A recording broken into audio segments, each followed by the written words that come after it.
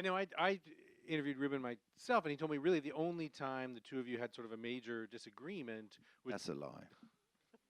was shooting the press conference scene, and that you basically the two of you were arguing over how sympathetic and sort of genuine his Yeah. apology should seem. He terrorized me on that day, on those 2 days. I think what he really wanted me to be pushed into a corner, right? He wanted me, I mean, he wanted me to feel bad, or the character. And in order to get at that, he sort of had something like 40 of those people sitting in the crowd. They are actually real journalists, and they were just grilling me with all kinds of questions that I just couldn't answer ever. And you know, when they sort of ask the same question, he does a lot of takes, right? So when they'd ask the same questions like 5 times, and I got quite good at answering them, he said, "You can't say that anymore. You have to think of something else." And if I got too good at it, we started shouting at each other, or he called me bad names, and I said to him, "Okay, listen, please, you don't get to say that in front of all these people. Come back to the corridor with me." And we had a very big fight out there. And then we went back in, and it was terrible. I could have killed him on those days. He was so mean and nasty to me. I really, really hated him. And I went to see my wife um, in Norway. She was on a shoot up there. Just after that, I had something like 5 days off, and I'm just gonna stay in Norway. And we were the worst place. Norway's terrible. Let me tell you this. Norway's the worst. Um, I just wanted to stay in that little village forever because I was like, I'm not ever going to see that guy again. I just really, I was so sick of him. And that was just midway through it. It was terrible. Yeah. We're friends now. We're all right. We've talked about it. And now I'm interested in Ruben's process. I mean, he does do a lot of takes, like 70 some takes. That's average. Yeah. Yeah. And now, do you know that going in, and Yeah. how do you adjust to that as like a working process? And let me just put it straight because it's not it might sound like a terrible thing, but it's not. It's like what is so fulfilling about this that you actually get that time and space and trust from your director to sort of explore this situation and go in that direction and this direction and try this and that and everything.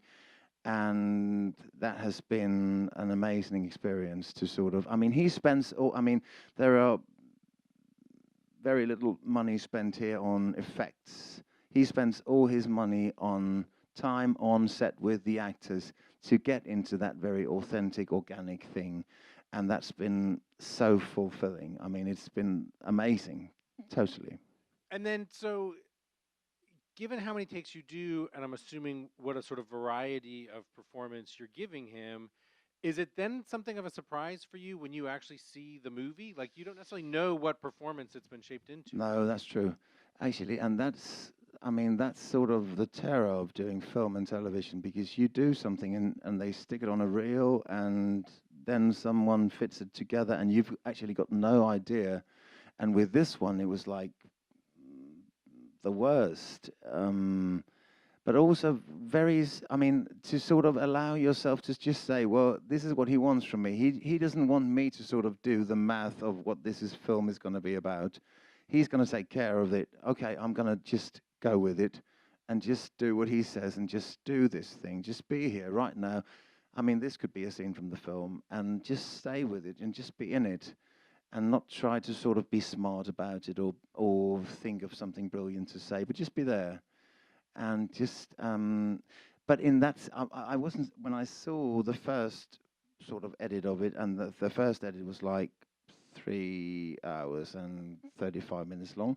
I wasn't really surprised at I mean, it's not like it sort of was a surprise in any way, but still it is like, you know, sort of giving this piece to play with and this piece to play with and this piece and then see, okay, the puzzle looks like this now. Um, but it wasn't like I was like, oh, did we do this or that? Or no, absolutely not, no. And then I want to be sure to ask about your scenes with Elizabeth Moss. That, I mean, there's something so funny, but really deeply uncomfortable in those scenes. I will politely bypass asking you about the actual sex scene No, and let's talk about that. and the scene after, like directly after, as you're disposing of this condom. For to it like it is such a funny scene, but it's first of all, what is going on in Christian's mind? What is he nervous about? Well, I suppose the thing is that he's like, is she gonna have my kid now? I suppose that's what he's worried about. Um, and actually, we thought about him talking a little, saying, please don't have my kid now because I've got two and they're terrible, um, and I don't want another. But we sort of wanted to keep it a surprise that he's got two kids. So therefore, we couldn't go there. But I'm not sure. This scene is actually something that happened not to Ruben himself, but to a friend. I think that's a lie. I think it happened to Ruben, but he just didn't want to say it. Um, but so he pretends it happened to a friend. But that's what he says about it, and he's actually introduced me to someone that he says it happened to. Um, but so it's actually something that has happened to someone, perhaps not Ruben, perhaps someone else. And the thing there was that he was like dead scared that she would go and get herself pregnant with that thing. Yeah.